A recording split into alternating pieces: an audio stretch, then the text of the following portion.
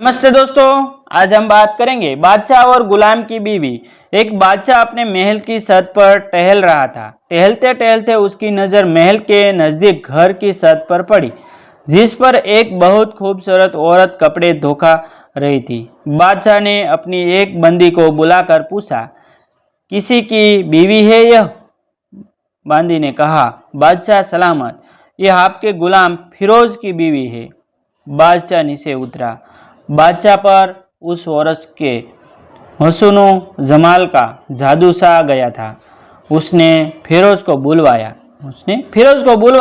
फिरोज हाजिर हुआ तो बादशाह ने उससे कहा, फिरोज, हमारा एक काम है। हमारा एक खत फला मुल्क के बादशाह को दे आओ और इसका जवाब भी उनसे ले आना। फिरोज उस खत को लेकर घर वापस आ गया। खत को अपने तकिए के नीचे रख दिया।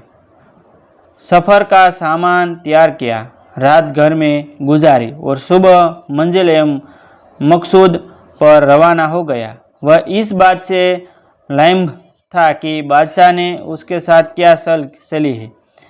इधर जैसे ही फिरोज नज़र से ओझल हुआ, बादशाह चुपके से फिरोज के घर पहुँचे और आहिस्ता से फिरोज के घर का दरवाज़ा खटखटाया। फिरोज की बीवी ने कहा, कौन है? बादशाह ने कहा, मैं बादशाह हूँ, तुम्हारे शोहर का मालिक। तो उसने दरवाज़ा खोला। बादशाह अंदर आकर बैठ गया। फिरोज की बीवी ने हैरान होकर कहा, आज बादशाह सलामत यहाँ हमारे गरीब खाने में? बादशाह ने कहा, मैं यहाँ मेहमान बनकर आया हूँ। फिरोज की बीवी ने बादशाह का मतलब समझकर कहा, मैं अल्लाह की पनाह चाहती हूँ। आपके इस तरह आने से मुझे कोई खैर नज़र नहीं आ रही है। बादशाह ने गुस्से में कहा, ये औरत क्या कह रही है तू? शायद तूने मुझे पहचान नहीं। मैं बादशाह हूँ, बादशाह, तुम्हारे शोहर का मालिक। फिरोज की बीवी ने कहा कि बादशाह सलामत, मैं जानती हूँ कि आप ही बादशाह है। यह भी जानती हूँ कि आप मेरे शोहर के मालिक हैं, लेकिन गुस्ताखी माफ़ हो वर्जुक कह गए है कि शेर को अगर से जितनी ही भूख लगी हो, वह मुर्दार जुठान तो नहीं खाना जरूर कर देता। उस औरत ने सच की हिम्मत से और कहा कि बादशाह सलामत, आप उस कटोरे में पानी पीने जाएंगे जिसमें आपके कुत्ते ने पानी पिया है। बादशाह उस औरत की बातों से बड़ा शर्मसार हुआ और उसको छोड़कर महल वापस चला गया, लेकिन जल्दी में अपनी संपल वहीं भूल गया। यह सब तो बादशाह की तरफ से हुआ। इधर अब फिरोज को आधे रास्ते में याद आया कि जो खत बादशाह ने उसे दिया था वह तो घर पर तकिए के नीचे ही छूट गया है। उसने घोड़े को तेजी से वापस मोड़ा और अपने घर की तरफ लपका।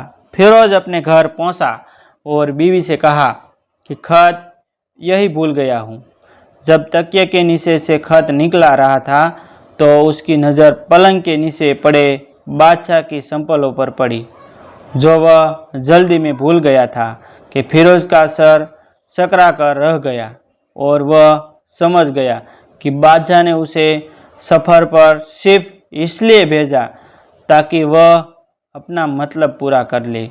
बीवी से यह किसी से भी कुछ बताया बगैर फिरोज चुपचाप घर से निकला। खत लेकर वह चल पड़ा और खत वहां पहुंचाया जहां बादशाह ने कहा था। खत का जवाब भी लिया।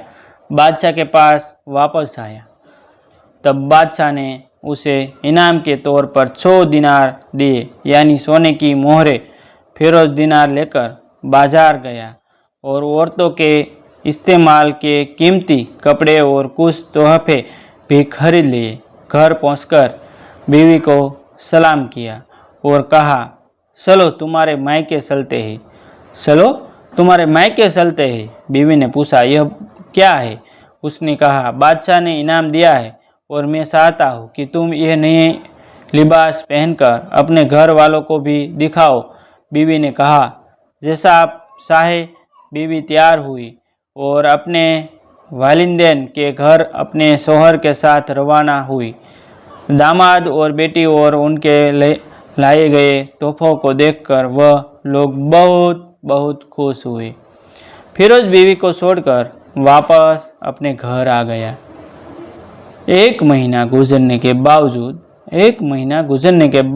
ना बीवी का हाल पूछा और ना उसको वापस बुलवाया।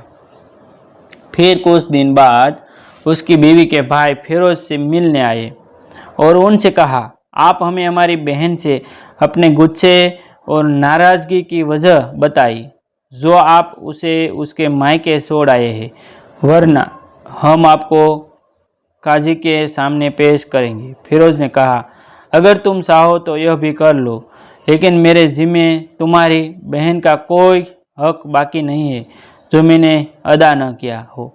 आखिरकार वो लोग अपना मामले को काजी के पास ले गया।